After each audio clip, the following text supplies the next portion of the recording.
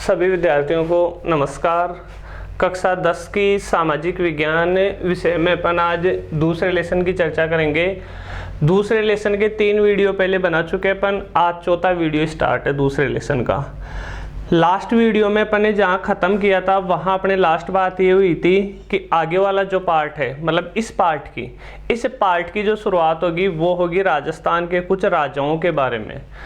राजस्थान के कुछ राजपूत राजा हैं और सबसे पहले अपने पुस्तक में दे रखा है राव सेखा के बारे में। और राव सेखा को अपन एक क्वेश्चन के रूप में ही लिखते हैं। अगर यहाँ से कोई क्वेश्चन बनता है तो आपसे प्रश्न पूछा जाएगा राव सेखा के बारे में आप क्या जानते हैं।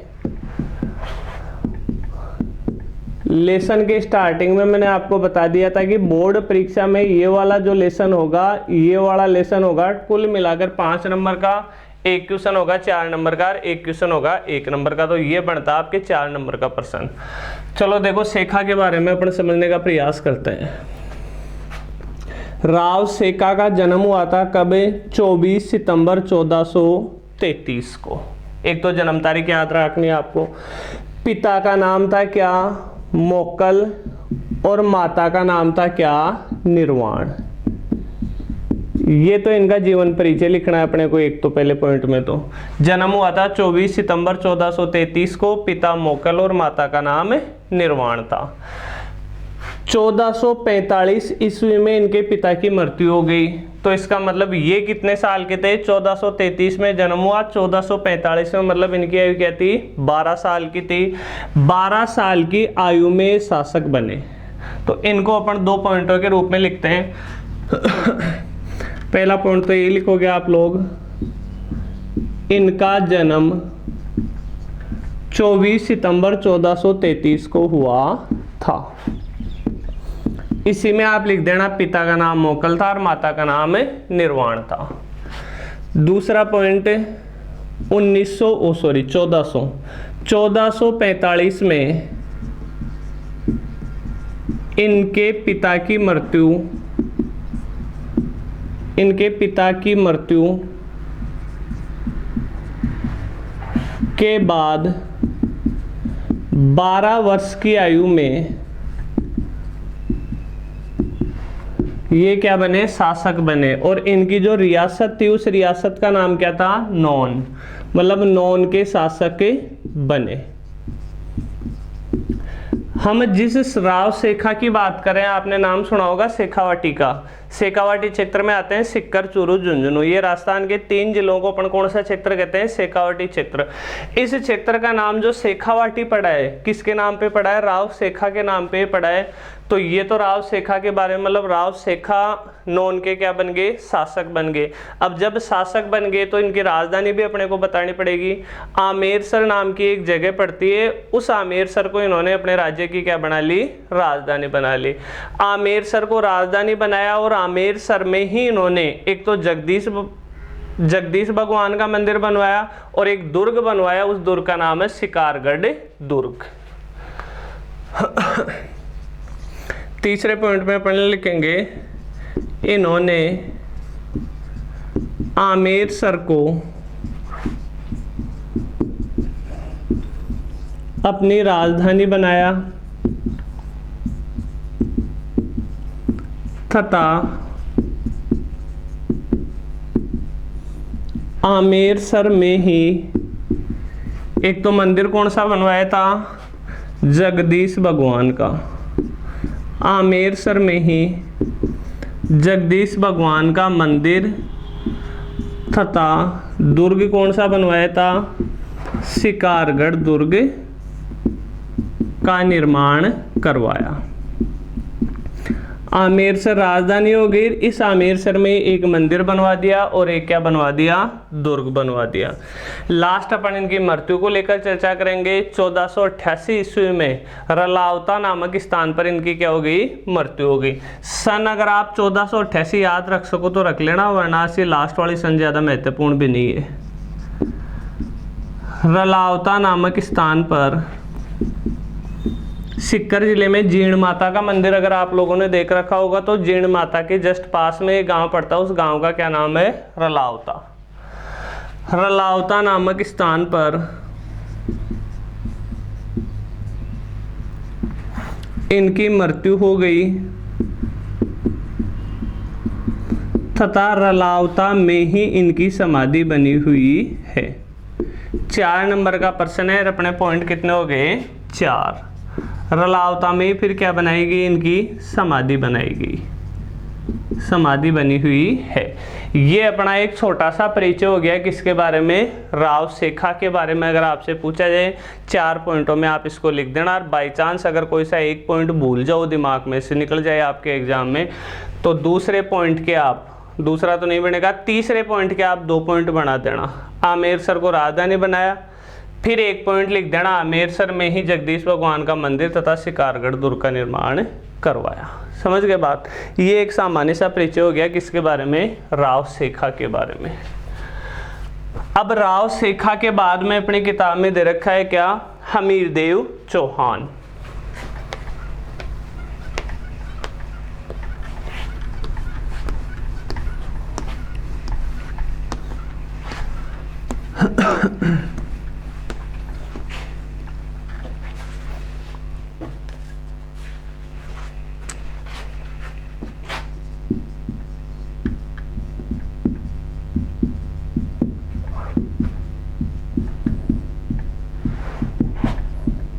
इनका शासनकाल था 1282 से 1301। अब इनके बारे में सुनना।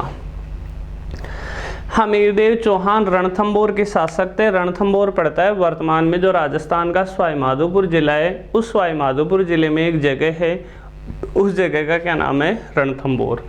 तो रणथंभौर के हमीरदेव चौहान शासक थे। ये तो हो गए कहाँ के? रणथंभौर के शासक।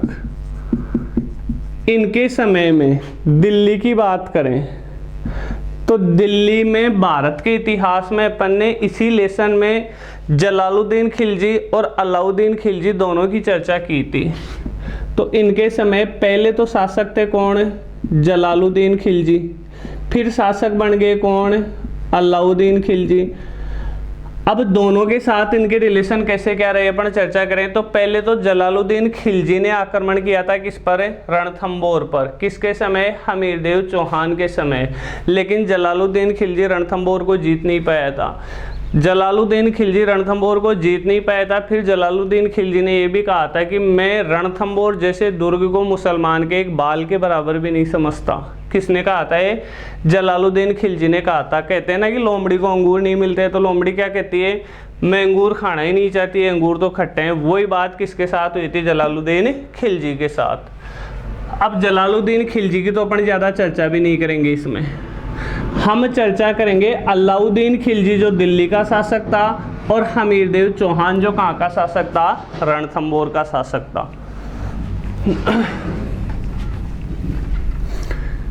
अब इनके बारे में सुनना। एक तरफ तो क्या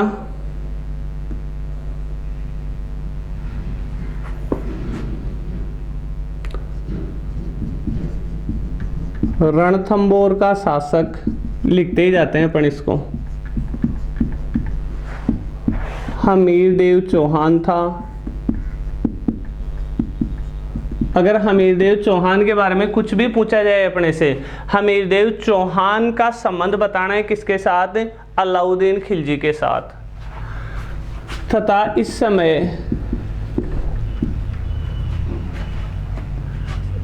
समय दिल्ली का शासक कौन था?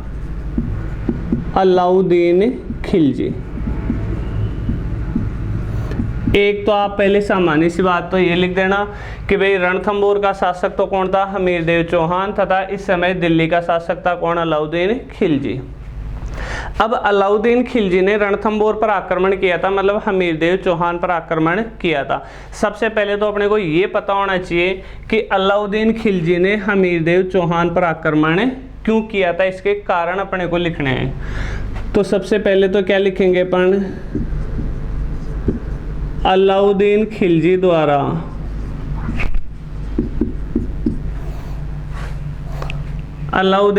द्वारा रणथंभौर लिख देता हूँ यहाँ। रणथंभौर का मतलब समझ जाओगे आप क्या है? हमीरदेव चौहान। रणथंभौर पर आक्रमण के कारण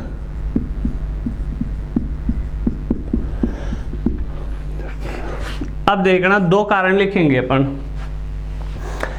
अलाउद्दीन खिलजी के बारे में अपन ने पढ़ा था इस लेसन में, और अलाउद्दीन खिलजी के बारे में जब अपन ने पढ़ा था इस लेसन में, पहला पॉइंट मैंने यही लिखा था कि अलाउद्दीन खिलजी स्वयं को द्वितीय सिकंदर कहता था, द्वितीय सिकंदर कहता था।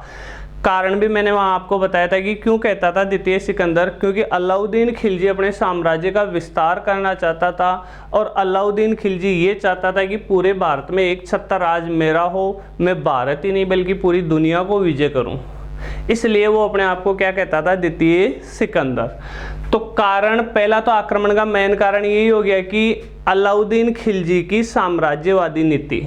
साम्राज्यवादी नीति का मतलब होता है अपने साम्राज्य को फैलाने की नीति। पहला कारण तो क्या हो गया, अलाउद्दीन खिलजी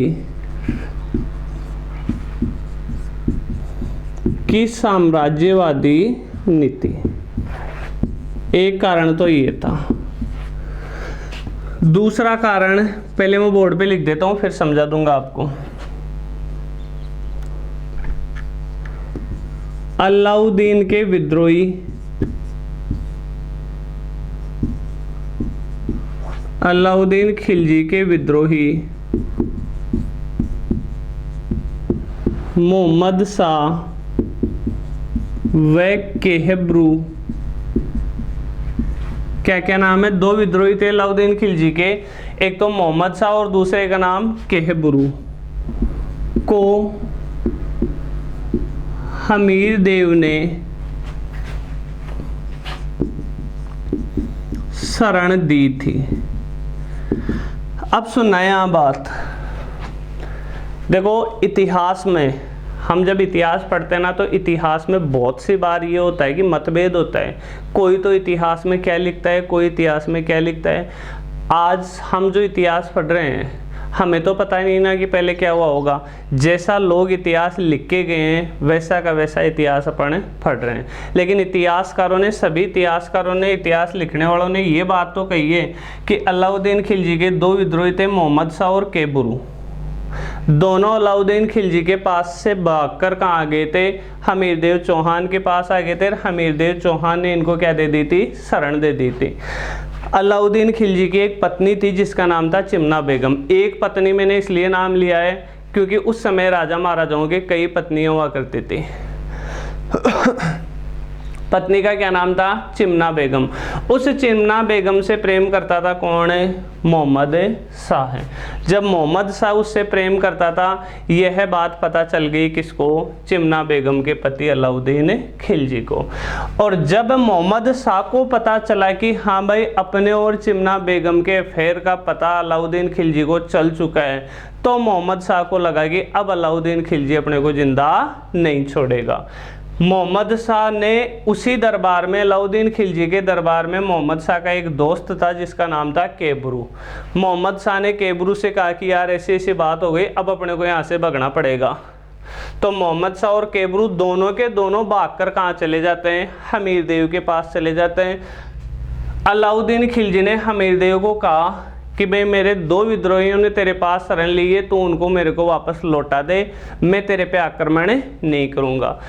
हमीरदेव चौहान ने कहा कि देख भाई अलाउद्दीन, बात ऐसी है, चाहे मेरा कोई दुश्मन हो और चाहे मेरा कोई दोस्त हो, बड़ी उम्मीद और अपेक्षा के साथ ये दोनों मेरे पास आए हैं, और मेरे पास किसी ना किसी विश्वास के आधार पे ये लोग आए हैं। अगर मैंने एक बार इनको शरण दे दी तो अब तेरे को नहीं सौंपूंगा इनको, चाहे तो युद्ध कर ले, चाहे युद्ध में मैं मर जाऊं, लेकिन इनको तेरे को नहीं सौंपूंगा।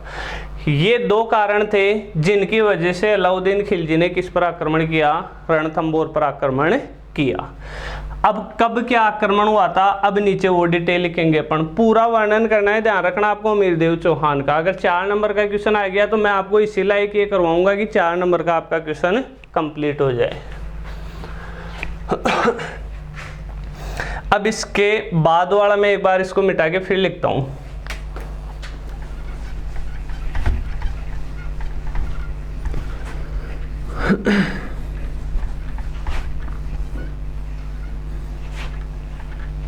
अब देखो आगे क्या होता है। 1299 ईस्वी की बात है। 1299 ईस्वी में अलाउद्दीन खिलजी, अलाउद्दीन खिलजी को मैं AK लिखूंगा क्योंकि बार बार बोर्ड पे भी भरे अपन बार बार AK में समझ जाओगे आप। AK-47 मत समझना, इसका मतलब क्या है, अलाउद्दीन खिलजी। 1299 ईस्वी में अलाउद्दीन खिलजी ने अपने 2 सेनापति, क्या क्या नाम था, एक का नाम था नुसरत खां और दूसरे का नाम था उलुग खां, को क्या कार्य सौंपा, रणथंबोर आक्रमण के लिए भेजा।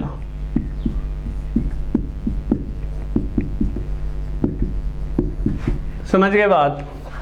अब देखो नुसरत खां और उलुग खां ये 2 सेनापति थे किसके, अलाउद्दीन खिलजी के। अलाउद्दीन खिलजी ने अपने दोनों सेनापतियों से कहा कि जाओ और रणथंबोर पर आक्रमण करो। रणथंबोर आक्रमण के लिए आगे, जैसे ये दिल्ली में तो कौन था, अलाउद्दीन खिलजी। ये रणथंबोर दुर्ग से जस्ट पहले एक दुर्ग और पड़ता है, उस दुर्ग का क्या नाम है, झाइन दुर्ग। सवाईमाधोपुर जिले में है। रणथंबोर दुर्ग से जस्ट पहले जो दुर्ग पड़ता था उस दुर्ग का क्या नाम है, जाहिन दुर्ग। ये जाहिन दुर्ग भी किसके नियंत्रण में था, इस रणथंबोर के शासक हमीरदेव चौहान के नियंत्रण में ही था। अब उलुग खां और नुसरत खां यहाँ से आते हैं। रणथंबोर पर आक्रमण करने से पहले इनको कहाँ आक्रमण करना पड़ेगा, जाहिन दुर्ग पर आक्रमण करना पड़ेगा। जाहिन दुर्ग पर दोनों सेनापतियों ने, नुसरत खां और उलुग खां ने आक्रमण किया और इसकी सूचना मिल गई किसको, रणथंबोर में बैठे हमीरदेव चौहान को। हमीरदेव चौहान उस समय एक यज्ञ कर रहे थे, उस यज्ञ का नाम है कोटिये जन यज्ञ। क्या नाम है, कोटिये जन यज्ञ। उस यज्ञ की खास बात यह थी कि उस यज्ञ के दौरान 2-4 दिन तक मौन धारण करना पड़ता है, किसी से कुछ बोल नहीं सकते। हमीरदेव चौहान ने तो मौन धारण कर ही रखा था। हमीरदेव चौहान ने भी अपने 2 सेनापतियों को आदेश दिया कि जाओ और अलाउद्दीन खिलजी के जो सैनिक हैं, सेनापति हैं, नुसरत खां और उलुग खां, उनसे अपने जाहिन दुर्ग को आज़ाद करवाओ। अब हमीरदेव चौहान की तरफ से जो 2 सेनापति गए थे उनका नाम है, एक का नाम भीम सिंह, दूसरे का नाम धर्म सिंह। तो भीम सिंह और धर्म सिंह दोनों आते हैं किनके पास, इस जाहिन दुर्ग पर अधिकार हो चुका था किसका, नुसरत खां और उलुग खां का। एक तरफ तो नुसरत खां उलुग खां की सेना और दूसरी तरफ भीम सिंह और धर्म सिंह की सेना। आपस में भयंकर युद्ध होता है। भीम सिंह और धर्म सिंह की सेना की जीत होती है, मतलब हमीरदेव चौहान की सेना की जीत होती है। अब जीतकर जो उनको लूट का जो सामान मिला भीम सिंह और धर्म सिंह को, वो लूट का सामान लेकर जाहिन दुर्ग से वापस कहाँ आ रहे थे, रणथंबोर दुर्ग में आ रहे थे। तभी उन्हें दोनों को सूचना मिली, भीम सिंह और धर्म सिंह को सूचना मिली कि भाई नुसरत खां और उलुग खां ने वापस आक्रमण कर दिया है किस पर, जाहिन दुर्ग पर। तब भीम सिंह ने कहा किसको, धर्म सिंह को, कि धर्म सिंह तू तो ये लूट का सामान लेकर रणथंबोर पहुंच, मैं अकेला ही उनको सल्टा के आता हूं, क्योंकि नाम ही क्या था उसका, तो भीम सिंह। भीम सिंह वापस सेना लेकर आता है, इस जाहिन दुर्ग को तो आज़ाद करवा लेता है, लेकिन इस युद्ध के दौरान भीम सिंह की मृत्यु हो जाती है। एक तो ये आक्रमण अपन अब बोर्ड पे लिख देता हूं मैं।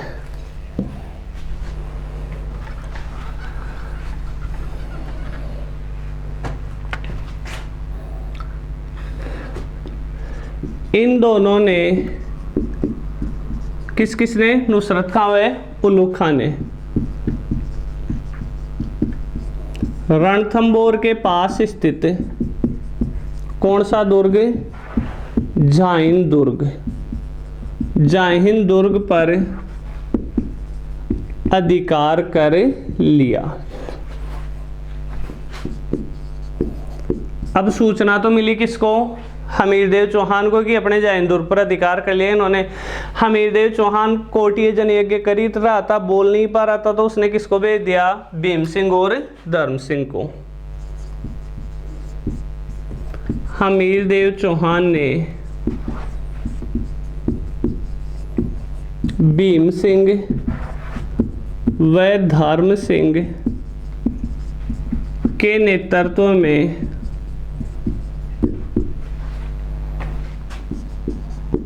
सेना भेजी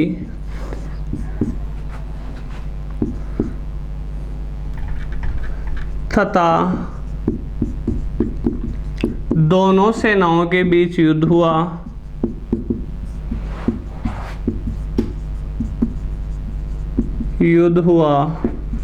जिसमें जीत किसकी हुई? भीम सिंह व धर्म सिंह की। तो अपन ये लिखेंगे कि भाई एक तरह से जीत किसकी हुई? हमीरदेव चौहान। जिसमें हमीरदेव चौहान की सेना की जीत हुई, लेकिन इस युद्ध में कौन मारा गया? भीम सिंह मारा गया। देखो पूरी लंबी चौड़ी स्टोरी तो लिख नहीं सकते, शॉर्ट में मैंने आपको बता दिया है। लिख तो शॉर्ट में दिया है, कंप्लीट डिटेल मैंने आपको बता दी है। जो बताया वो समझ गए होंगे आप कि भाई एक बार तो दोनों की जीत हो गई और वापस आ गए थे, लेकिन जैसे रणथंभौर दुर्ग में प्रवेश करे थे तभी उन्हें सूचना मिली कि हाँ भाई नुसरत खां और उलुग खां ने वापस से जैन दुर्ग पर आक्रमण कर लिया। तब भीम सिंह ने कहा कि धर्म सिंह तू तो ये लूट का सामान लेकर दुर्ग में पहुंच, रणथंभौर दुर्ग में पहुंच और मैं अकेला उनको सलटा के आता हूँ। और तब जब दोबारा युद्ध किया था भीम सिंह ने, तब भीम सिंह क्या हुआ था? मारा गया था। तो एक तो 1299 का युद्ध, इसके बाद 1301 का युद्ध होगा।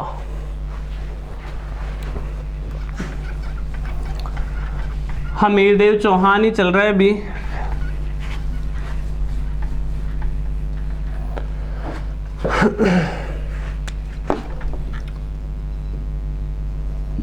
(1301) ईस्वी में अलाउद्दीन खिलजी ने पुणे किसके नेतृत्व में? उन्हीं दो सेनापतियों के नेतृत्व में, नुसरत खां व उलुग खां के नेतृत्व में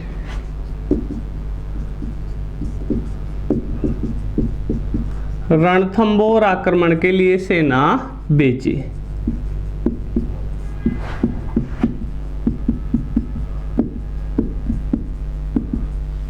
अब सुनना, अब क्या है कि कंप्लीट स्टोरी टाइप एक डिटेल है, मैं आपको वैसे ही बताऊंगा। स्टोरी है ना, बोर्ड पे ऐसे लिखूंगा नहीं, है पूरी स्टोरी है। स्टोरी आपको बता देता हूँ, फिर आराम से आप वीडियो को रोक रोक के आप अपनी कॉपी में लिखते जाना। अब होता क्या है,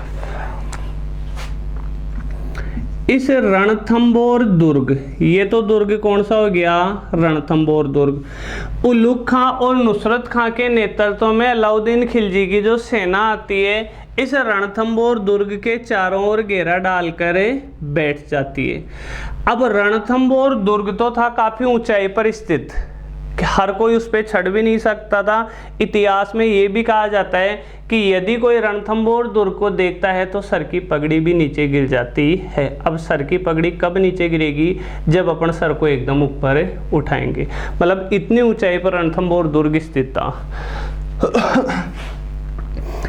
ऊपर से रणथंभौर दुर्ग में हमीरदेव की जो सेना थी वो तो दुर्ग में बैठी थी, और नीचे उलुग खां और नुसरत खां घेरा डाल के बैठे थे। ऊपर से गोलों की बारिश कर रही थी कौन? हमीरदेव चौहान की सेना। उनमें से एक गोला आके लगता है किसको? नुसरत खां को, और उस गोले की लगने की वजह से नुसरत खां की क्या हो जाती है? मृत्यु हो जाती है। अब नुसरत खां की मृत्यु होती है तो उलुग खां ने यह सूचना भिजवा दी किसके पास? अलाउद्दीन खिलजी के पास भिजवा दी कि भाई नुसरत खां की तो मृत्यु हो गई। अब अलाउद्दीन खिलजी खुद आता है सेना लेकर, और अलाउद्दीन खिलजी आता है तो अलाउद्दीन खिलजी भी इसके घेरा डाल के बैठ जाता है। अब अलाउद्दीन खिलजी के समस्याएं प्रारंभ होती है। क्या समस्या प्रारंभ होती है?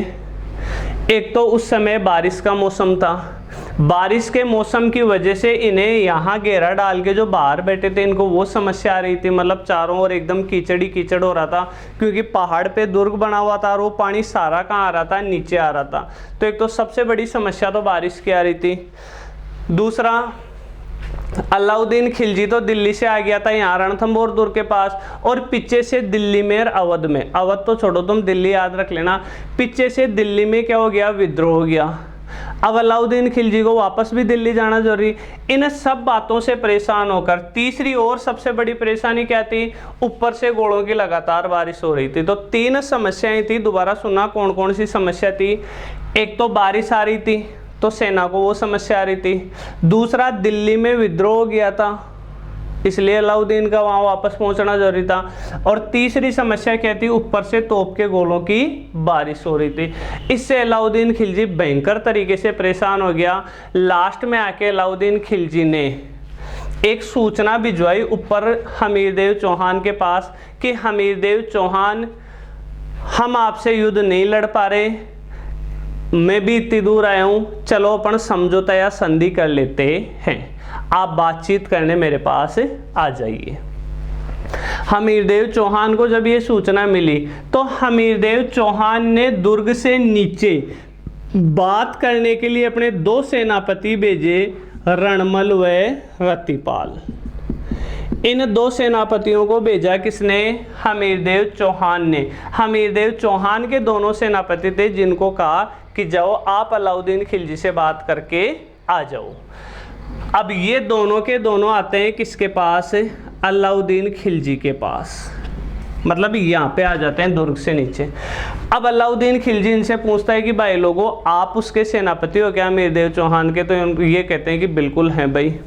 फिर इनको कहता है कि आप एक चीज़ बताओ, सेनापति बन के रहना चाहते हो या राजा भी बनना चाहते हो? तब इन्होंने कहा कि भाई राजा तो बनने की इच्छा तो हमारी भी होती है, तो एक काम करो। अब अलाउद्दीन खिलजी लालच देता है कि इनको, रणमल व रतिपाल को, कि आप कैसे भी करके इस दुर्ग का कोई गुप्त रास्ता हो अंदर जाने का, तो गुप्त रास्ता मुझे बता दो, मैं ऊपर तुम्हारे साथ चलूँगा पूरी सेना के साथ, हमीरदेव चौहान की तो हत्या कर देंगे और उसके बाद में तुम दोनों में आधा आधा राज्य बांटकर दोनों को क्या बना दूंगा, राजा बना दूंगा। अब रणमल और रतिपाल के भी दिमाग में लालच आ गया कि हाँ यार अपन तो राजा बने कैसे भी करके। तो रणमल और रतिपाल ने दुर्ग का जो गुप्त रास्ता था अंदर जाने का वो बता दिया किसको, अलाउद्दीन खिलजी को। अलाउद्दीन खिलजी अंदर पहुंच जाता है। हमीरदेव चौहान ने भी देख लिया कि हाँ भाई अब तो अलाउद्दीन खिलजी की सेना आ गई। हमीरदेव चौहान बड़ी वीरता के साथ युद्ध करता है और युद्ध करते हुए लास्ट में आके हमीरदेव चौहान मारा जाता है और इस प्रकार दुर्ग पर अधिकार हो जाता है किसका, अलाउद्दीन खिलजी का।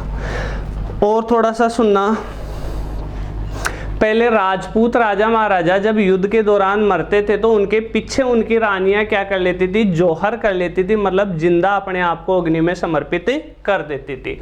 इस समय बारिश का मौसम था, लकड़ियां तो थी गीली, अग्नि भी जलाएं तो कहां से जलाएं, इसलिए वहां एक पानी का कुंड था, उस कुंड में कूदकर खुद को मार लिया कि इन्होंने, रानियों ने। तो यहाँ राजा के मरने, राजा और उसकी सेना के मरने के बाद पीछे से महिलाओं ने जो जौहर किया था वो जौहर कैसा था, जल जौहर था। और जल जौहर हमेशा किसके नेतृत्व में होता था, जो भी जौहर होता था वो होता था राजा की जो पत्नी होती थी उसके नेतृत्व में। और हमीरदेव चौहान की पत्नी का नाम था पद्मला। हालांकि इसका नाम, वास्तविक नाम देवलदे बताया जाता है इतिहासकारों द्वारा, लेकिन अपनी 10वीं की किताब में क्या दे रखा है, पद्मला। तो अपन देवलदे याद न रख के अपन क्या करेंगे, पद्मना। पद्मला के नेतृत्व में, सॉरी, रानी का नाम था क्या, रंग देवी। माफी चाहूंगा, पद्मला गलत बता दिया। हमीरदेव चौहान की पत्नी का क्या नाम था, रंग देवी, और उसकी पुत्री का नाम था क्या, पद्मला। और पुत्री का ज्यादातर इतिहासकार नाम बताते हैं क्या, देवलदे। तो पत्नी रंग देवी और पुत्री पद्मला के नेतृत्व में सभी रानियों ने क्या कर लिया, जल जौहर कर लिया। और इस प्रकार रणथंभौर दुर्ग पर अधिकार हो गया किसका, अलाउद्दीन खिलजी का। अब बताओ अलाउद्दीन खिलजी इनको राजा बनाएगा कि नहीं बनाएगा? बनाना तो चाहिए ना, बात हुई थी। अलाउद्दीन खिलजी दोनों को बुलाता है कि आओ तुम्हें राजा बनाता हूँ। दोनों जाते हैं कि हाँ भाई अब तो हमें राजा बना दो। अलाउद्दीन खिलजी ने कहा कि एक चीज़ बताओ रे, तुम्हें पाल पोस के इतना बड़ा किया है किसने? हमीरदेव चौहान ने। हमीरदेव चौहान का तुम लोगों ने नमक खाया है, तुम लोगों ने उसके साथ ही दगाबाजी कर ली, तो तुम लोग क्या मेरे साथ धोखेबाजी नहीं कर सकते क्या? तुम तो बहुत निकम्मे नालायक हो। और दोनों की हत्या करवा दी किसने? अलाउद्दीन खिलजी ने। और जो मोहम्मद साथार केबरू था जिन्होंने शरण ले रखी थी, उनकी भी क्या करवा दी? हत्या करवा दी। और इसी के साथ हमीरदेव चौहान का चैप्टर समाप्त। लंबी चौड़ी कहानी थी, जितना याद रख सको आप हमीरदेव चौहान के बारे में उतना आप एग्जाम में लिख देना, क्योंकि लिखना थोड़ा पॉसिबल भी नहीं था। आज क्या है कि क्लास बोलने वाली ज़्यादा रही है, इसलिए आज की क्लास में अपन ज़्यादा इससे लेंगे भी नहीं। अब इसके बाद में नेक्स्ट जो अपने शासक दे रखा है वो दे रखा है क्या? महाराणा प्रताप। तो नेक्स्ट क्लास में अपनी शुरुआत होगी किससे? महाराणा प्रताप से। तो आज की क्लास में इतना ही। धन्यवाद। जय हिंद, जय भारत।